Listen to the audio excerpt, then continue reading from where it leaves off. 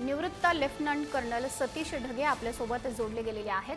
Sir, आपण एकीकडे बघतोय दोन्ही देशांमधला तणाव वाढलेला आहे, तर दुसरीकडे आता अमेरिकेनं याच्यामध्ये सर्वात मोठी उडी घेतली आहे. अमेरिकेनं इराणवर हल्ला सुद्धा चढवलेला आहे. सर्वात मोठा हा हल्ला मानला जातोय. नक्कीच शुक्रवारी ज्यावेळेस इराणचे परराष्ट्र मंत्री अब्बास अराक्ची आणि युरोपियन युनियनच्या परराष्ट्र मंत्र्यांची चर्चा झाली आणि ती चर्चेमधून काहीही बाहेर निघालं नाही. त्याच्यानंतर अशा प्रकारची काही कारवाई अमेरिकेतर्फे होणं हे क्रमप्राप्त होतं. पण एक प्रकारे जगाचं लक्ष जे आहे डायव्हर्ट करण्यासाठी साधारणतः 2 आठवड्यानंतर डोनाल्ड ट्रम्प निर्णय घेतील अशा प्रकारची घोषणा त्यांच्याकडून त्या ठिकाणी करण्यात आली. पण त्याच्या काही दिवसातच अशा प्रकारे इराणमधल्या 3 महत्वाच्या प्रायमरी न्यूक्लिअर साइट्सवर हल्ला जो आहे तो अमेरिकेच्या मार्फत त्या ठिकाणी करण्यात आला. माझ्या मते नक्कीच याच्यामुळे पश्चिम आशियामध्ये जे आहे युद्ध आणखी चिघळण्याची परिस्थिती त्या ठिकाणी निर्माण होणार आहे. जरी अमेरिकेने हे हल्ले केले तरी डोनाल्ड ट्रम्प आता असं विधान करतायत की इट्स टाइम फॉर पीस नाव, की या प्रकारच्या प्रेशरायझिंग टॅक्टिकच्या माध्यमातून आता इराणने जे आहे चर्चा करण्यासाठी तयार व्हावं, पूर्णतः कम्प्लिटली सरेंडर करावं. माझ्या मते इराण जो आहे कम्प्लिटली सरेंडर आगडीला जरी करणार नसला तरी बॅक चॅनल डिप्लोमसीच्या माध्यमातून नक्कीच चर्चा त्या ठिकाणी होईल. इस्रायल आणि अमेरिकेच्या जोडगोळीसमोर इराणचं सामर्थ्य टिकणार नाही हे सत्य आहे. पण असं जरी असलं तरी येणाऱ्या काळामध्ये जे आहे मोठ्या प्रमाणावर इराणकडून आणि त्याहून महत्वाचे त्यांचे जे प्रॉक्सी ऑर्गनायझेशन आहेत म्हणजे हिजबुल्ला सारखं किंवा येमेन मधली हुती हे जे आहे ते रेड सी मध्ये, त्याचबरोबर पश्चिम आशियामधल्या अमेरिकेच्या वेगवेगळ्या लष्करी तळावर आणि त्यांच्या मित्र राष्ट्रांवर येणाऱ्या काळामध्ये हल्ले करू शकतात. स्ट्रेट ऑफ हॉर्मुझला चोक करण्याचा ऑप्शन सुद्धा इराणकडे त्या ठिकाणी उपलब्ध आहे. तर हे वेगवेगळ्या प्रकारचे ऑप्शन्स आहेत. एक गोष्ट मात्र नक्की की फक्त हे 3 हल्ले झाले इराणच्या न्यूक्लिअर साइट्सवर म्हणून जे आहे हे युद्ध संपलं किंवा एक प्रकारे जे आहे आता इराण पूर्णतः सरेंडर करेल असं दूर त्या ठिकाणी नाही. माझ्या मते हे युद्ध जे आहे उलट आणखी चिघळत जाणार आहे. सर, आपण जर बघितलं तर डोनाल्ड ट्रम्प यांनी शांततेची सुरुवात अशी सुद्धा एक्सपोज केलेली आहे. मात्र दुसरीकडे इराणला पण विविध देशांचा पाठिंबा मिळतोय, विशेषतः चीनने समर्थन दिलेलं आहे. चीन, रशिया यांनी जे आहे इराणच्या बाजूनं काही भाष्य त्या ठिकाणी केलेलं आहे. पण मला वाटतं प्रत्यक्षरित्या चीन आणि इराण जे आहे ज्याला आपण म्हणतो बूट्स ऑन ग्राउंड पश्चिम आशियामध्ये जे स्वतःचे सैनिक त्या ठिकाणी उतरवणार नाही.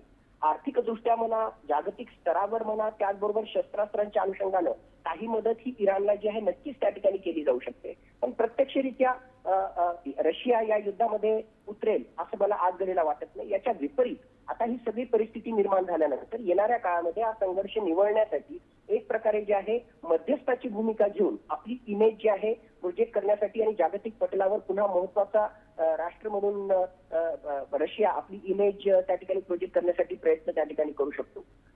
म्हणजे बाहेरच्या राष्ट्रांचा, पश्चिम आशियाच्या बाहेरच्या राष्ट्रांचा जरी यामध्ये समावेश होत नसला तरी पश्चिम आशियामधली इतर राष्ट्र, त्याचबरोबर इतर वेगवेगळ्या प्रकारच्या ऑर्गनायझेशन, टेररिस्ट ऑर्गनायझेशन, इराणच्या प्रॉक्सी ऑर्गनायझेशन यांचा मात्र येणाऱ्या काळामध्ये नक्कीच यामध्ये समावेश होईल. आणि ते आता फक्त इस्रायल विरुद्ध इराण न राहता इस्रायल, अमेरिका विरुद्ध इराण आणि त्याचसोबत आता पश्चिम आशियामधल्या इतर सुद्धा जे आहेत स्टेक होल्डर्सचा यामध्ये समावेश होताना आपल्याला त्या ठिकाणी दिसेल. सतीश ढगे सर, आपण बघितलं तर डोनाल्ड ट्रम्प शांती पर्वाची सुरुवात असा दावा करताय. मात्र दुसरीकडे आपण जर बघितलं इराण आणि इस्रायलमधील युद्ध 9 दिवस आता होत आहेत. मात्र दोन्ही देशांमधला जो तणाव आहे तो मोठ्या प्रमाणात वाढलेला आहे. मग अशा परिस्थितीमध्ये शांती पर्व होऊ शकतं का? शांती पर्व होण्याचा प्रश्नच त्या ठिकाणी नाही. पण ही टिपिकल जी आहे डोनाल्ड ट्रम्प यांची जी खासियत आहे म्हणजे सुरुवातीपासूनच जर आपण पाहिलं तर इस्रायलच्या बाजूनं पूर्णतः अमेरिका हा उभाच होता. इस्रायल जो आहे आक्रमक भूमिका घेत होता आणि या आक्रमक भूमिकेच्या अनुषंगानं प्रत्येक दिवसानंतर अमेरिकेकडून स्टेटमेंट येत होतं की हे जर इराणला टाळायचं असेल तर त्यांनी आमच्याशी चर्चा करावी. म्हणजे एका बाजूला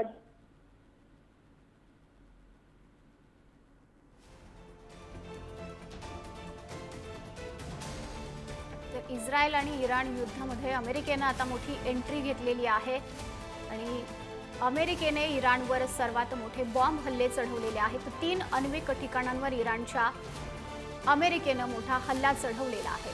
इराण आणि इस्रायल युद्ध मोठ्या प्रमाणात वाढलेलं आहे. दोन्ही देशांमधील तणाव पाहता आता अमेरिकेनं या युद्धामध्ये उडी घेतलेली आहे. अमेरिकेनं इराणवर मोठे हल्ले केलेले आहेत.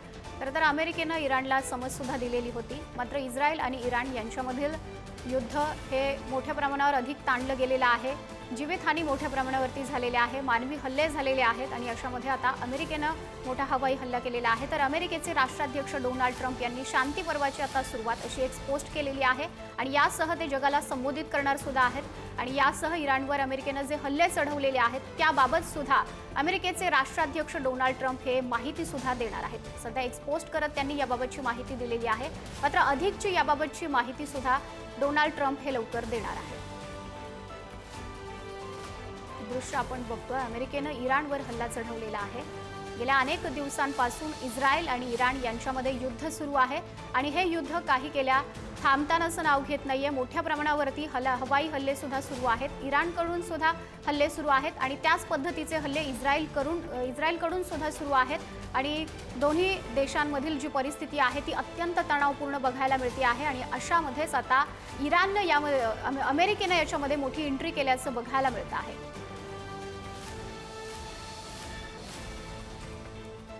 Thank you.